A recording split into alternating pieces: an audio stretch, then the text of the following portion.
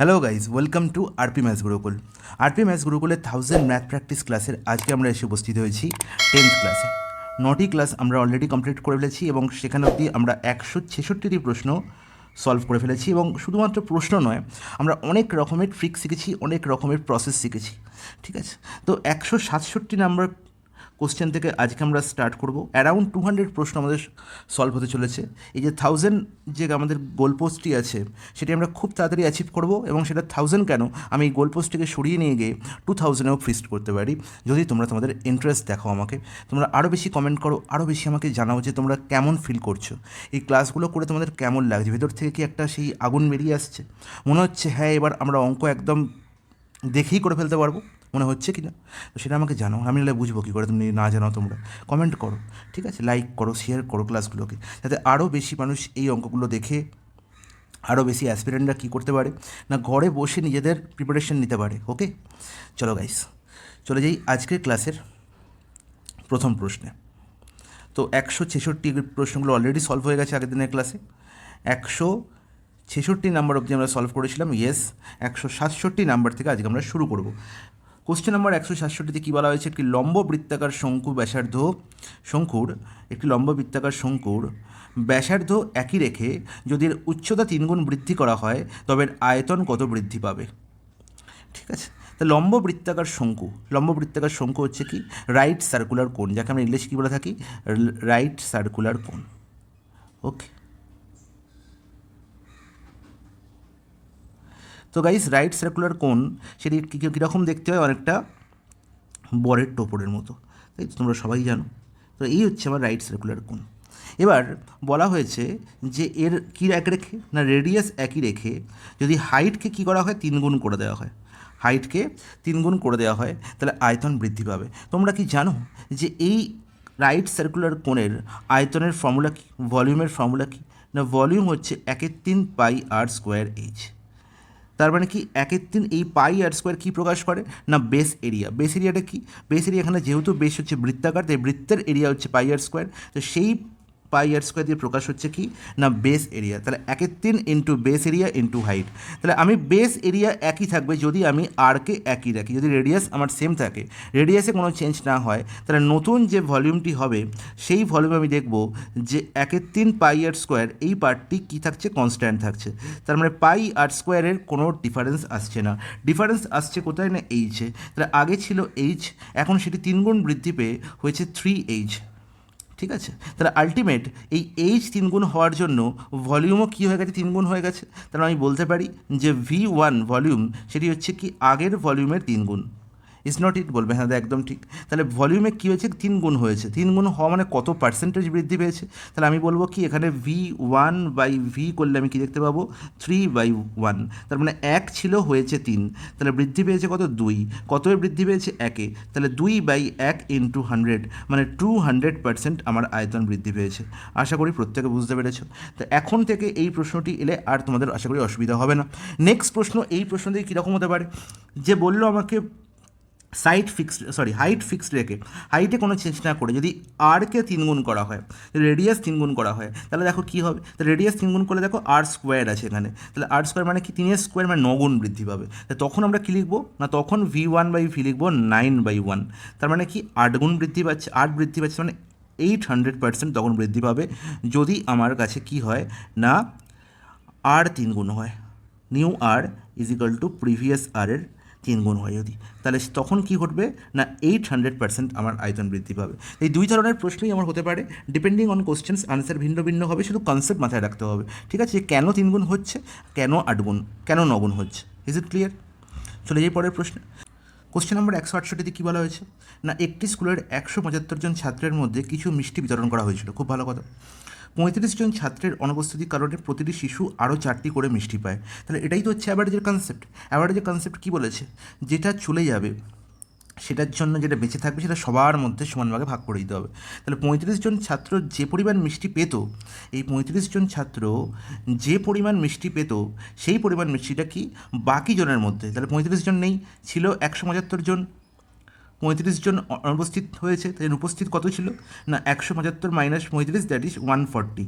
তাহলে এই 140 জন, এই 35 জনের যে টোটাল যে টোটাল মিষ্টি সেটা কী করেছে না 140-এর মধ্যে সমান ভাগে ভাগ করে দেওয়া হয়েছে এবং তার জন্য কী পেয়েছে না প্রতিটি শিশু 4টি করে মিষ্টি পায়। ঠিক আছে, এটাই হচ্ছে অ্যাভারেজের কনসেপ্ট। তাহলে প্রত্যেকটা শিশু 4টি করে মিষ্টি পায়, মানে 140টি শিশু কত মিষ্টি পেয়েছে না 140 × 4 দ্যাট ইজ 560।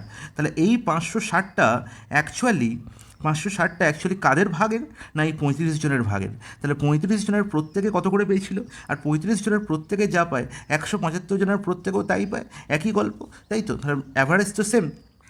তাহলে 35 জনের প্রত্যেকে কত পায় 560 টোটাল মিষ্টি পেয়েছে 35 জন। তাহলে 560/35 করলে কত হবে দেখছি, 5 দিয়ে কাটাকুটি যাচ্ছে, 5 কেজি দিয়ে 7 দিয়ে কাটাকুটি করি, 7 5 35, সেখানে 7 80, 5 16 80। তাহলে প্রত্যেকে 16টা করে আমার মিষ্টি পাচ্ছিল।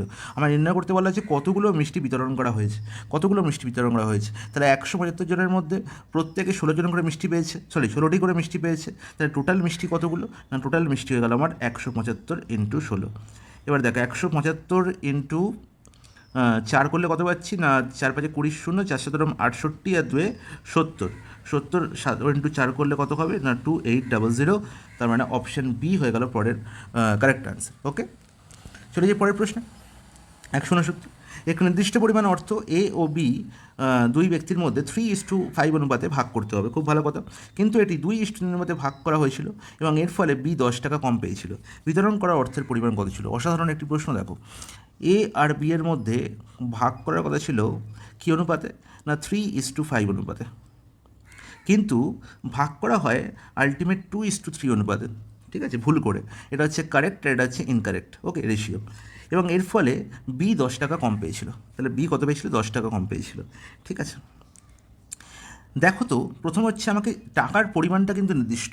ঠিক আছে, টাকার পরিমাণটা কিন্তু নির্দিষ্ট। তাহলে 3 আর 5 টোটাল হচ্ছে কত হচ্ছে এখানে 8, আর এখানে 3 আর 2 টোটাল হচ্ছে কত না 5। তাহলে 8 আর 5 কি সমান না? এখানে যদি 8 টাকা ভাগ করা হয় এ আর বি এর মধ্যে, এখানেও তো 8 টাকা ভাগ করা হবে। তাহলে 8 আর 5কে সমান করো, সমান করা মানে কি এদের এলসিএম করা। বলো এদের এলসিএম কত হলো 40 দাদা। তাহলে একে 5 দিয়ে গুণ করো আর একে 8 দিয়ে গুণ করো। ঠিক আছে, তাহলে দেখো সমান হয়ে গেল। তাহলে আমরা জানি যে সামকে গুণ করা মানে রেশিওর প্রত্যেকটা টার্মকে গুণ করতে হবে। তাহলে এখানে 5 দিয়ে গুণ করেছি মানে 3 × 5 করতে হবে, আর এখানে 5 × 5 করতে হবে। তাহলে 3 × 5 করে হয়ে গেল কত 15, আর 5 × 5 করে হয়ে গেল কত 25। ইজ নট ইট বলবে, হ্যাঁ একদম ঠিক, কোনো অসুবিধা নেই। আর এখানে ছিল কত 8 দিয়ে গুণ করতে হবে। তাহলে 8 দিয়ে গুণ করলে 2 কত হয়ে যাবে 16, আর 8 দিয়ে গুণ করলে 3 কত হয়ে যাবে 24। ঠিক আছে, তাহলে আলটিমেট দেখো এবার কী হলো না এখানেও 40 হলো, এখানেও 40 হলো, বাট দুঃখের বিষয় বি কী হলো না 1 ইউনিট কম পেলো। পাচ্ছিল 25, এখন পাচ্ছে 24। তারপরে এই যে 1 ইউনিট কম পাচ্ছে, সেই 1-এর ভ্যালু অঙ্কে বলা হয়েছে কত 10 টাকা। ওকে, তাহলে বলা হয়েছিল বিতরণ করা অর্থের পরিমাণ কত ছিল।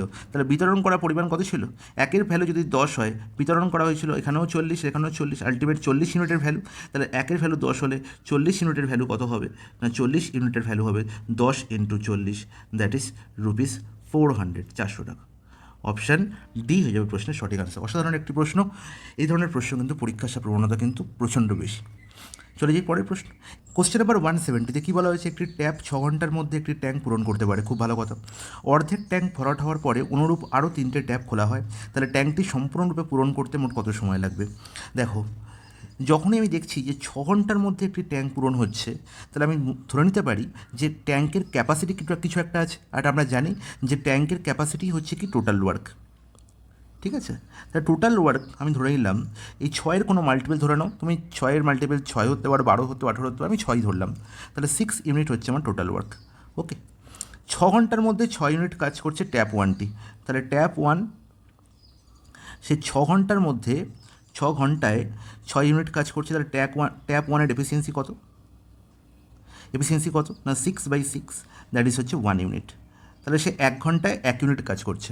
বলেছে অর্ধেক ট্যাঙ্ক ভরাট হওয়ার পর, তাহলে 6 ইউনিটের অর্ধেক মানে কি 3 ইউনিট।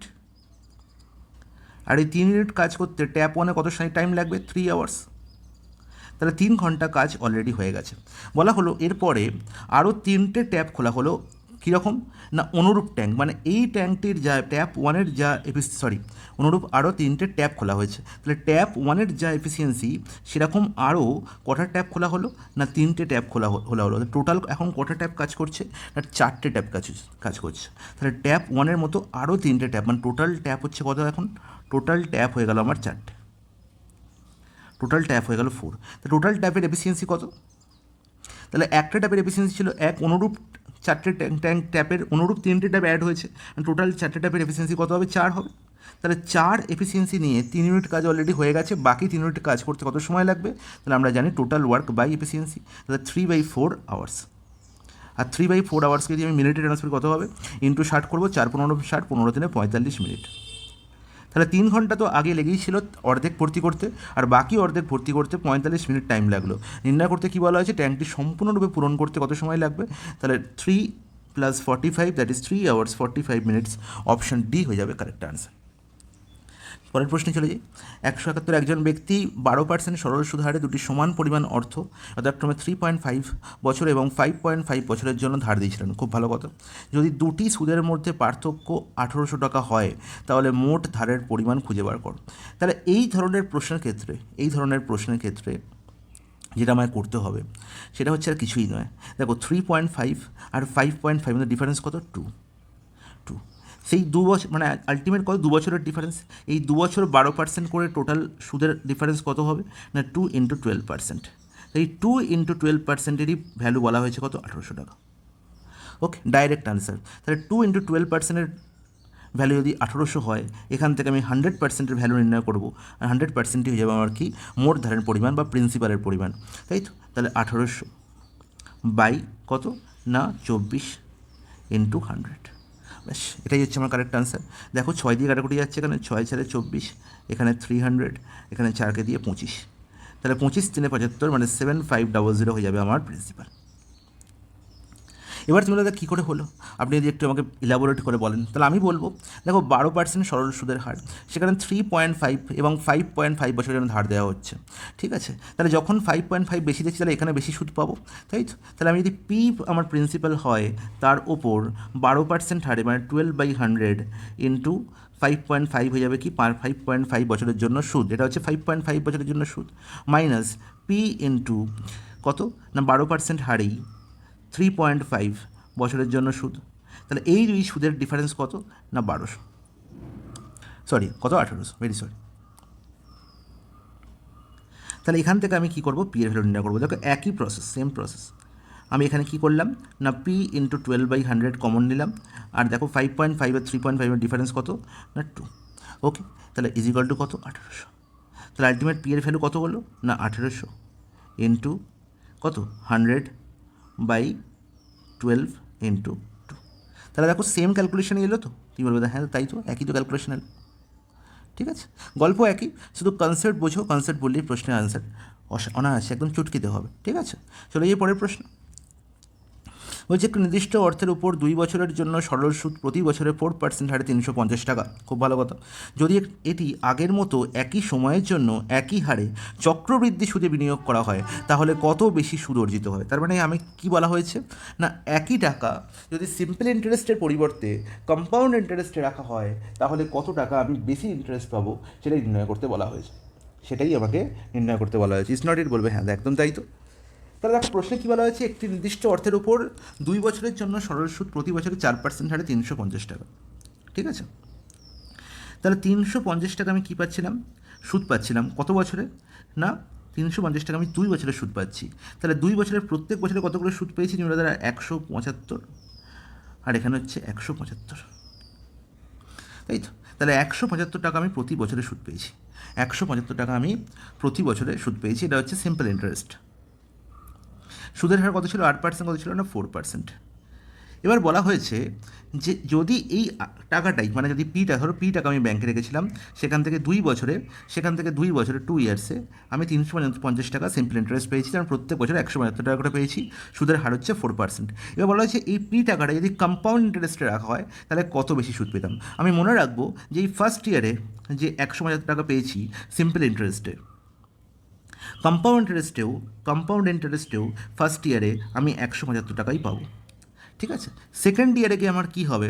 না সেকেন্ড ইয়ারে গিয়ে আমি 175 টাকাটা তো পাবোই, যেটা আমি সিম্পল ইন্টারেস্টে পাচ্ছিলাম, কম্পাউন্ড ইন্টারেস্টের ক্ষেত্রে কী হয় না, সুদের ওপরও সুদ ক্যালকুলেট হয়, ঠিক আছে, সুদের ওপর সুদ ক্যালকুলেট করা হয়। মানে আগের বছর যে 175 টাকাটা পেয়েছিলাম, যে 175 টাকা আমি ইন্টারেস্ট পেয়েছিলাম, তার উপর আবার এই 4% ক্যালকুলেট করা হবে, আবার এই 4% ক্যালকুলেট করা হবে, এবং সেটাই হবে এক্সট্রা টাকা, সেটাই হবে এক্সট্রা টাকা। তাহলে 175-এর 4% হয়ে যাবে আমার কি এক্সট্রা সুদ কম্পাউন্ড ইন্টারেস্টের জন্য। এবার দেখো কাটাকুটি করি, এখানে 25 হচ্ছে, আর আমরা জানি 25 সাথে 175 হয়, তার মানে 7 টাকা, ₹7, 7 টাকা আমি বেশি পাচ্ছি। অপশান বি হয়ে যাবে কারেক্ট আনসার। তাহলে একই টাকা যদি আমি ব্যাংকে রাখি, যদি কম্পাউন্ড ইন্টারেস্টে রাখি, তাহলে আমি দেখতে পাবো 7 টাকা বেশি উপার্জন হচ্ছে। বোঝা গেল গাইস? বলবে হ্যাঁ, খুব সুন্দর বোঝা গেছে। চলে যাই পরের প্রশ্ন 173। বলা হয়েছে একজন বণিক 25% এবং 13% অ্যালকোহলযুক্ত দুটি ধরনের ওয়াইন মিশ্রিত করে। খুব ভালো কথা। ফলস্বরূপ মিশ্রণে 17% অ্যালকোহল হয়েছে। যদি প্রথম প্রকার ওয়াইনের পরিমাণ 8 লিটার নেওয়া হয়ে থাকে, তবে দ্বিতীয় প্রকার ওয়াইনের পরিমাণ কত ছিল, এটা নির্ণয় করতে হবে। তাহলে এটি হচ্ছে একটি পারফেক্ট অ্যালিগেশন প্রসেস। দেখো ফার্স্ট টাইপ, দুটি টাইপের মিশ্রণ হচ্ছে, এটা ফার্স্ট টাইপের ওয়াইন, আর একটা হচ্ছে সেকেন্ড টাইপের ওয়াইন। বলা হয়েছে ফার্স্ট টাইপের ওয়াইন 8 লিটার নেওয়া হয়েছে, 8 লিটার একটা বাংলায় ইউজ করা হয়েছে, 8 লিটার ইংরেজিতে করে নাও, ঠিক আছে, 8 লিটার, তাহলে 8 লিটার নেওয়া হয়েছে। সেকেন্ড টাইপের ওয়াইন আমি জানি না কত লিটার নেওয়া আছে, ঠিক আছে, আমি জানি না। বলা হয়েছিল যে ফার্স্ট টাইপের যে ওয়াইনটি, তার মধ্যে 25% অ্যালকোহল আছে, এবং সেকেন্ড টাইপে 13% অ্যালকোহল আছে। আর মোটের ওপর যদি অ্যাড করার ফলে যে মিশ্রণটি হলো থার্ড, মানে যেটা এই দুটো মিশ্রণকে অ্যাড করার ফলে যে মিশ্রণটি পেলাম, তার মধ্যে 17% অ্যালকোহল আছে। তাহলে দেখো এই 25 আর 13-র মধ্যবর্তী সংখ্যাই হচ্ছে 17, তাহলে এদের আমি কী করবো না অ্যালিগেশন করব। আর অ্যালিগেশন করার পরে যে ফাইনাল দুটি ভ্যালু পাবো, সেটি আলটিমেট হচ্ছে এই ফার্স্ট টাইপের কোয়ান্টিটি আর সেকেন্ড টাইপের কোয়ান্টিটির রেশিও। তাহলে দেখো 25 থেকে 17 বিয়োগ করে কত পাবো, 8 এখানে বসলো, আর 17 থেকে 13 বিয়োগ করলে কত পাবো, 4। 4:8 অনুপাতি আমার কী করা হয়েছে, মিশ্রণ করা হয়েছে। তাহলে এই 4 যে ভদ্রলোক, সেটা আলটিমেট ডিনোট করছে ফার্স্ট টাইপের মিশ্রণের কোয়ান্টিটি। তাহলে 4-এর ভ্যালুই দেওয়া আছে কত, 8 লিটার, তার মানে কত গুণ, 2 গুণ, তার মানে 8-এর 2 গুণ করলে কত পাবো না 16 লিটার, 8-এর 2 গুণ করলে কত পাবো 16 লিটার। তাহলে 16 লিটার আমার কী করা হয়েছিল না নেক্সট টাইপ মানে সেকেন্ড টাইপের ওয়াইন মিশ্রণ করা হয়েছিল। অপশান বি হয়ে গেল প্রশ্নের সঠিক সমাধান। চলে যাই পরের প্রশ্নে। কোশ্চেন নাম্বার 174 দেখতে পাচ্ছি, আয়করের হার 4% থেকে বাড়িয়ে 5% করা হয়েছে। আচ্ছা, তার মানে ইনকাম ট্যাক্স দেওয়া হচ্ছে। ইনকাম ট্যাক্স কী হয়েছে আজকে 4%, তো পরের বছর হচ্ছে 5%, বেড়ে গেল ইনকাম ট্যাক্স। কিন্তু বলা হয়েছে যে একজন ব্যক্তির মোট করের দায়, কিন্তু তার জন্য তাকে যে ট্যাক্স, এটা হচ্ছে ট্যাক্সের হার, রেট অফ ট্যাক্স। তো রেট অফ ট্যাক্স 4% থেকে বেড়ে 5% হয়েছে, কিন্তু করের দায় কিন্তু সেম রয়েছে। বলছে করের দায় গত বছরের মতো একই রয়েছে। তাহলে যদি তার গত বছরের আয়, সবসময় ট্যাক্স কার ওপর হয়, আয়ের ওপর হয়, ইনকামের ওপর হয়। তাহলে ইনকাম যদি গত বছর 1 লাখ থেকে থাকে, তাহলে এবছরের ইনকাম কত সেটা আমার নির্ণয় করতে হবে। তাহলে আমরা আলটিমেট বুঝতে পারছি যে বর্তমানে যদি ইনকাম এন হয়, তাহলে এনের ওপর 5% যে ট্যাক্স, 1 লাখের ওপর 4% সেম ট্যাক্স, তাই তো, সেটাই বলা হয়েছে যে ট্যাক্স আলটিমেট কী রয়েছে, সেম রয়েছে, ট্যাক্স দিতে হচ্ছে, ট্যাক্সের দায় সেম রয়েছে। তাহলে পার্সেন্টেজ সেম, দুই থেকে আমি কী করতে পারি, অমিট করে দিতে পারি। তাহলে এনের ভ্যালু আমি কী করে পাবো না 1000 × 4/5 করে, তাহলে কাটাকুটি হচ্ছে দেখো, তাহলে এখানে 20,000 × 4, দ্যাট ইজ 80,000 হয়ে যাবে আমার কারেক্ট আনসার। তাহলে দেখো অপশান কী হয়ে গেলো, সি হয়ে গেলো কারেক্ট আনসার। তার মানে কি এবছর আমার ইনকাম কমে হয়েছে কত, 80,000। তার মানে অবভিয়াসলি যে যদি আমাকে করের দায় সেম রাখতে হয়, তাহলে আমাকে কী করতে হবে না অবশ্যই আমাকে ইনকাম কমাতে হবে, তবেই না 1 লাখের ওপর 4% ইজ ইকুয়াল টু 80,000 ওপর 5% হবে। বলবে হ্যাঁ একদম ঠিক। আচ্ছা, আমি এখানে প্রশ্ন দেখেও করে ফেলতে পারতাম, এত কিছু করারও দরকার ছিল না। কী করে না দেখো 1 লাখের ওপর 4%, 1 লাখের ওপর 4% মানে দ্যাট ইজ কত, 4,000। তাহলে 5% কার ওপর 4,000 কর দেবে, তাহলে বলো 5-এর সঙ্গে 8 গুণ করলেই একমাত্র কী হয়, 40 পাওয়া যায়। তার মানে কি অবভিয়াসলি 8 ছাড়া আর কোনো আনসারই হতে পারে না, 80,000 ছাড়া আর কোনো অপশানে আনসার হতে পারে না। তার মানে একমাত্র সি হবে কারেক্ট আনসার। ওকে গাইস, চলে যে পরের প্রশ্ন। যদি একজন ব্যক্তি তার সমস্ত নিবন্ধে 20% ছাড়ের অনুমতি দেয়, তবে বিক্রি হওয়া সামগ্রীর সংখ্যা 20% বৃদ্ধি পায়। খুব ভালো কথা, তার মানে 20% ছাড় দিচ্ছে, মানে 20% আমার কী করা হয়েছে, রিডিউস করা হয়েছে। তারপর কী হলো না 20% আমার ইনক্রিজ হলো। কী ইনক্রিজ হলো না আমার বিক্রির সংখ্যা, ঠিক আছে, সামগ্রী বিক্রির সংখ্যা 20% বৃদ্ধি হয়েছে।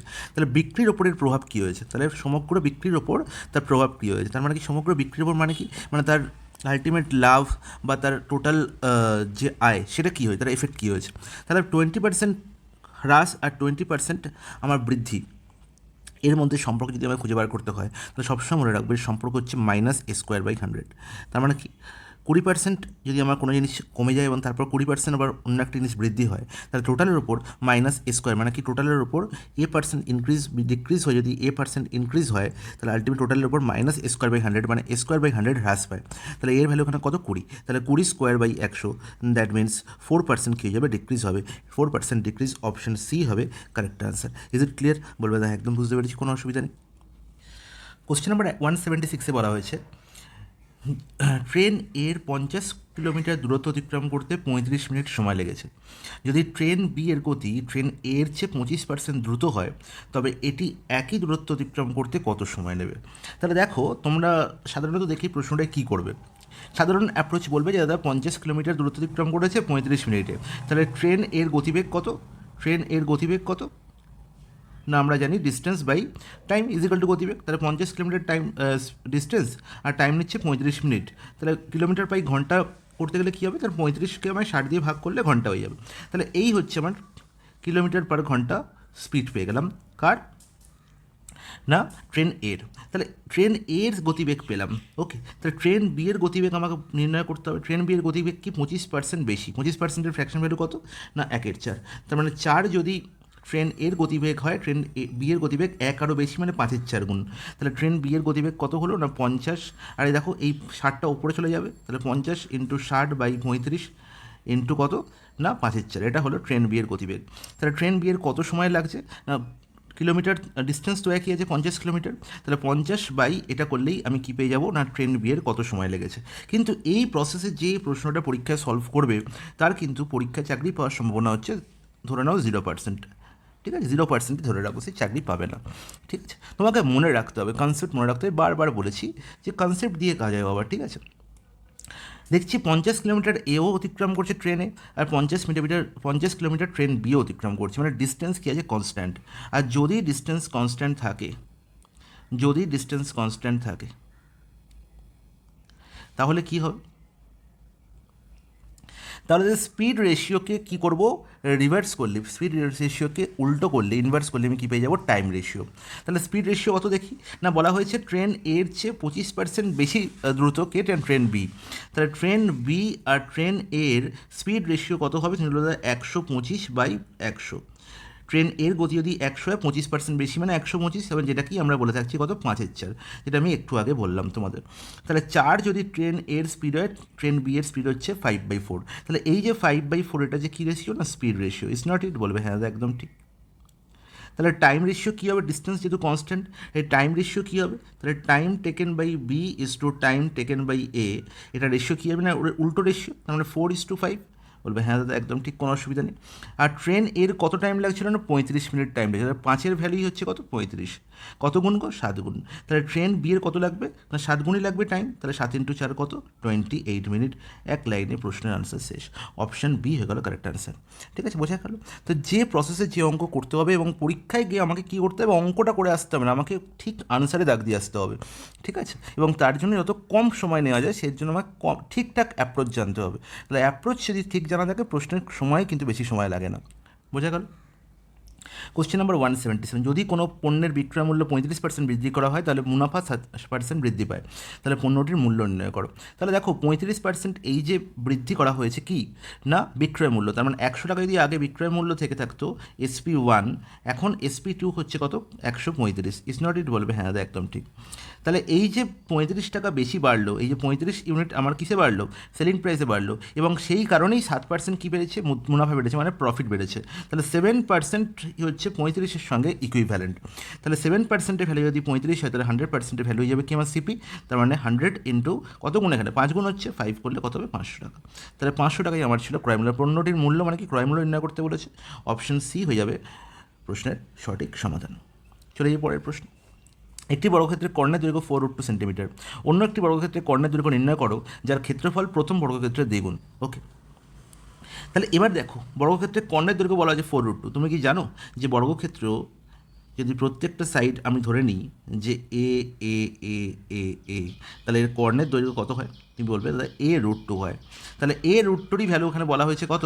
A√2-র ভ্যালু কত বলা হয়েছে না 4√2। তাহলে এ রুট টু যদি 4 রুট টুর সঙ্গে সমান হয় তাহলে এর ভ্যালু কত 4। তাহলে এই বর্গক্ষেত্রটির এরিয়া কত, ক্ষেত্রফল কত, হলো এ স্কোয়ার, তার মানে কি 16 স্কোয়ার ইউনিট বা 16 স্কোয়ার সেন্টিমিটার। এবার বলা হয়েছে অন্য একটি বর্গক্ষেত্রের ক্ষেত্রফলের বর্গক্ষেত্রের কর্ণের দৈর্ঘ্য নির্ণয় করো যার ক্ষেত্রফল প্রথম বর্গক্ষেত্রের দ্বিগুণ। তাহলে আমাকে সেই বর্গক্ষেত্রের ক্ষেত্রফল নির্ণয় করতে হবে যার ক্ষেত্রফল কি এর দ্বিগুণ। তাহলে এর ক্ষেত্রফল কত 16, তার মানে এর ক্ষেত্রফল কত হবে 32 হবে, তাই তো। তাহলে এর ক্ষেত্রফল যদি 32 হয় তাহলে তুমি আমাকে বলবে যে এর ক্ষেত্রফল যদি 32 হয় তাহলে সাইড কী হবে, তার মানে এর ক্ষেত্রে সাইড আমি ধরলাম এন। তাহলে এনের ভ্যালু কী হবে না এন স্কোয়ার ইজিক্যাল টু হচ্ছে কি 32, তার মানে এনের ভ্যালু কী হবে √32। √32 মানে হচ্ছে 4 √2, ইস নট ইট, বলবে হ্যাঁ একদম ঠিক। তাহলে আমার নির্ণয় করতে হবে এই বর্গক্ষেত্রটির কর্ণের দৈর্ঘ্য। তাহলে এই বর্গক্ষেত্রের কর্ণের দৈর্ঘ্য কত হবে, এটা যদি এন হয়, এটা যদি এন হয়, এটা হবে n√2, ইস নট ইট, বলবে হ্যাঁ একদম ঠিক। তাহলে n√2 ভ্যালু নির্ণয় করতে হবে, এনের ভ্যালু 4 √2, তাহলে n√2 মানে কি √2 দিয়ে গুণ করতে হবে, 4 √2 ইন্টু √2, আর √2 ইন্টু √2 করলে কী হয় 2 হয়, তাহলে 4 ইন্টু 2 করলে কত হবে 8 সেন্টিমিটার। তার মানে অপশান এ হবে প্রশ্নের সঠিক সমাধান। বোঝা গেল, বলবে হ্যাঁ খুব সুন্দর বোঝা গেছে। চলে যাই 179 প্রশ্ন। বলেছে এ ও বি এর মধ্যে 1570 এমনভাবে ভাগ করা হয় যাতে এর শেয়ারের থেকে 25 টাকা এবং বি এর শেয়ারের থেকে 45 টাকা কেটে নেওয়ার পর তাতে শেয়ারের অনুপাত 2:3 হয়। দারুণ একটি প্রশ্ন। তাহলে 1570 টাকা ভাগ করা হচ্ছে কাদের মধ্যে, এ আর বি এর মধ্যে।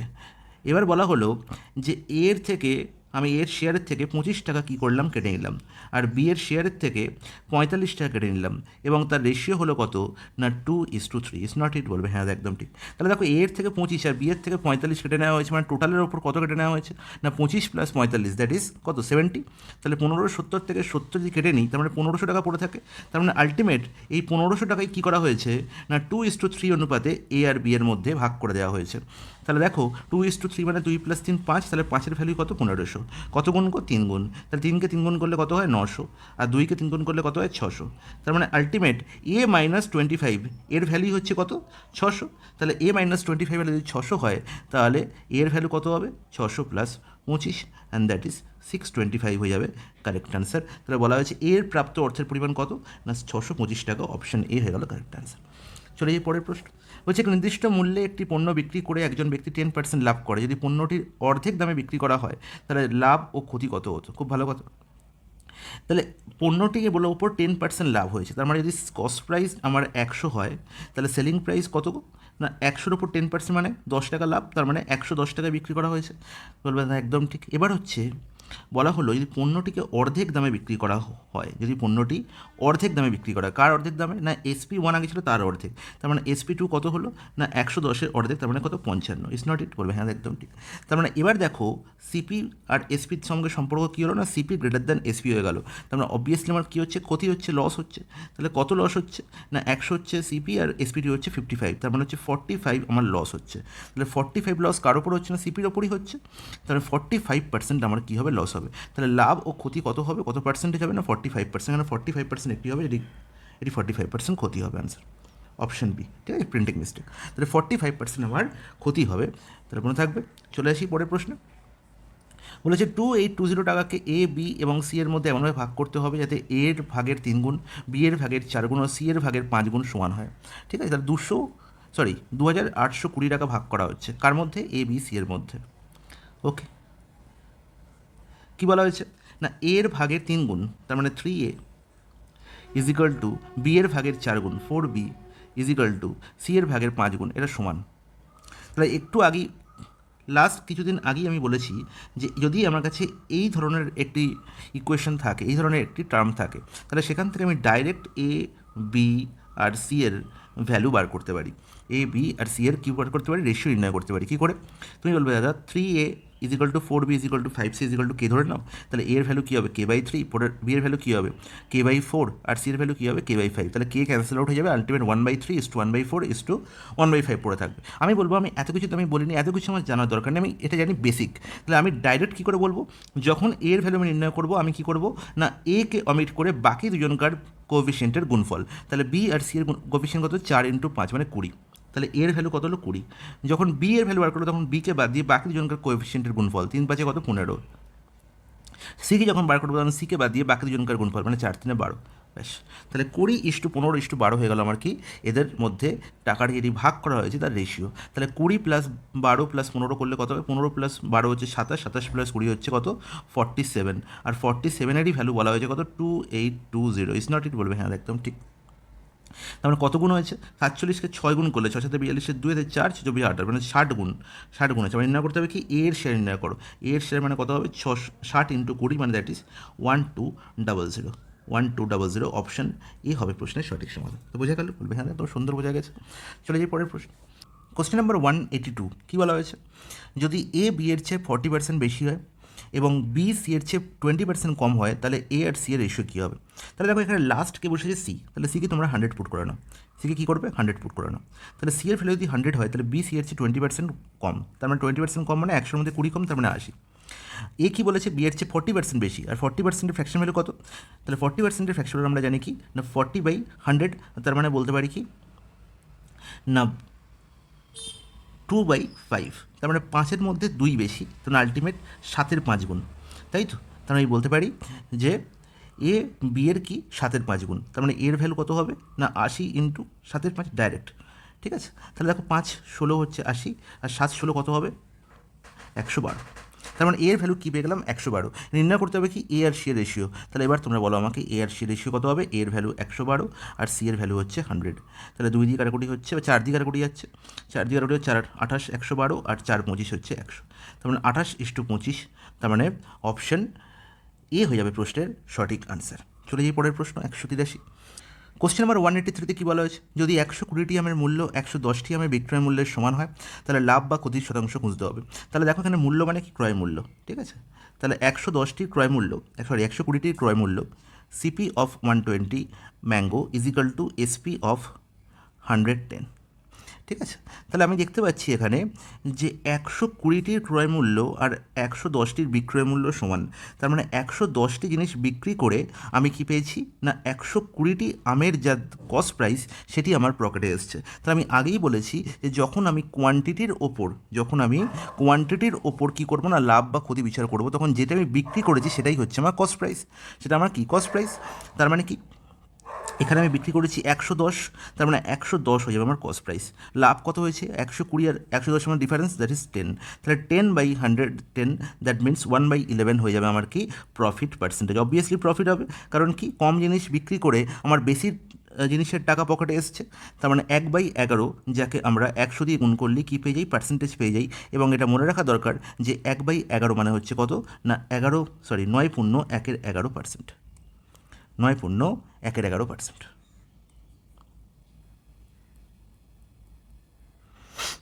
তার মানে অপশান এখানে, আচ্ছা এখানে অপশান ডিতে মিস্টেক হয়েছে, 9.1/11% হবে এটি।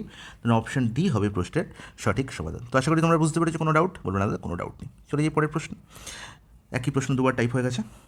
184, কোশ্চেন নাম্বার 184-এ কী বলা হয়েছে, 200 গ্রাম মিশ্র ধাতুতে 10টা তামার অনুপাত বলা হয়েছে 5:3। তাহলে 10টা আছে আর তামা দিয়ে একটি মিশ্র ধাতু তৈরি করা হয়েছে, যেখানে 10টা তামার অনুপাত কত বলা হয়েছে 5:3।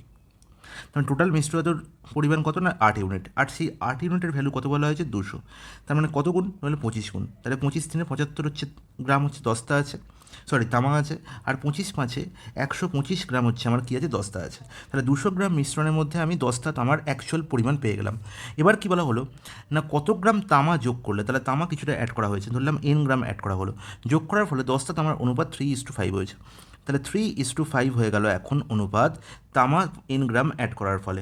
তার মানে কি 10টার পরিমাণ তো সেমই আছে, তাই তো। তার মানে 3-এর ভ্যালু কত 125, তাহলে 5-এর ভ্যালু আমাকে নির্ণয় করতে হবে। ওকে, তাহলে আমি যেহেতু এখানে দেখতে পাচ্ছি ডাইরেক্ট আমি গুণিতক পারছি না, তাহলে আমি এরকম লিখতে পারি যে 125 গ্রাম তোমার 10টা ছিল, তার সঙ্গে 75 + n গ্রাম আমার কি অ্যাড করা হয়েছে না তামা। তাহলে এখন তামা কত হয়েছে না 75 + n ইজিক্যাল টু কত 3/5। ব্যাস, এখান থেকে আমি এনার ভ্যালু পেয়ে যাবো ডাইরেক্ট। তাহলে দেখো এখানে 75 + n কত হচ্ছে 225 + 3n ইজিক্যাল টু হচ্ছে 625। তাহলে দেখো আলটিমেট 3n এর ভ্যালু পেয়ে গেলাম কত না 625 - 225, দ্যাট ইজ 400। তাহলে সেখান থেকে n এর ভ্যালু কত পাবো না 400/3, and that is 133.13। Option C হবে প্রশ্নের সঠিক সমাধান। তাহলে 133.13 গ্রাম আমি কি অ্যাড করেছিলাম না তামা অ্যাড করেছিলাম। Is it clear guys? বলবে হ্যাঁ একদম চলের মতো পরিষ্কার। 185 খাদ্যদ্রব্যের মূল্য যদি 10% বৃদ্ধি পায় তাহলে একজন মানুষের খরচ কতটুকু কমানো উচিত যাতে তার ব্যয় বৃদ্ধি না হয়, তাই তো? তাহলে আমার কি বলা হয়েছে, খাদ্যদ্রব্যের মূল্য কী হয়েছে, বৃদ্ধি পেয়েছে। কতটা বৃদ্ধি পেয়েছে? 10%। তার মানে 100 যার মূল্য ছিল সেটি হয়েছে কত, 10% বৃদ্ধি পেয়ে হয়েছে আমাকে 110। তাহলে বলেছে খরচ কতটুকু কমানো উচিত। তাহলে আগে আমি 100 টাকা খরচ করলেই আমার হয়ে যেত, এখন 110 খরচ করতে হচ্ছে। তাহলে আমাকে যদি 100ই খরচ রাখতে হয় তাহলে কত খরচ কতটুকু কমাতে হবে। এই খরচ কমানোটা কিন্তু পার্সেন্টেজে কমাতে হবে, কত পার্সেন্ট খরচ কমাতে হবে। তাহলে তুমি বলবে এখানে 100 থেকে 110 হয়েছে, তার মানে কি দেখতে পাচ্ছি 10 বৃদ্ধি পেয়েছে। তাহলে এখানেও 10 কমিয়ে দিই, তাহলে 10% কমিয়ে দিই, তাহলেই আমার কী হয়ে যাবে, 10% কমিয়ে দিলেই আমার খরচ একই থাকবে। তাহলে অপশান বি হবে কারেক্ট আনসার? না, একদম ভুল হয়ে যাবে। কারণ কি, দেখো এই যে 100 থেকে 110, তার মানে 100 থেকে 110 কী করে পেয়েছি না, এখানে আমি 10% ইনক্রিজ করেছি। আর 10% ইনক্রিজ মানে কি না, 10-এ 1 ইনক্রিজ করা মানে 11 গুণ করা, তাই তো? তার মানে 11-র 10 গুণ হয়েছে। 100-কে 11-র 10 গুণ করলে আমার কী পাই না, 110 পাই। তাহলে এবার বলো এই 110-কে কত গুণ করলে 100 হবে? ঠিক এর উল্টো, তার মানে 10-এর 11 গুণ করলে।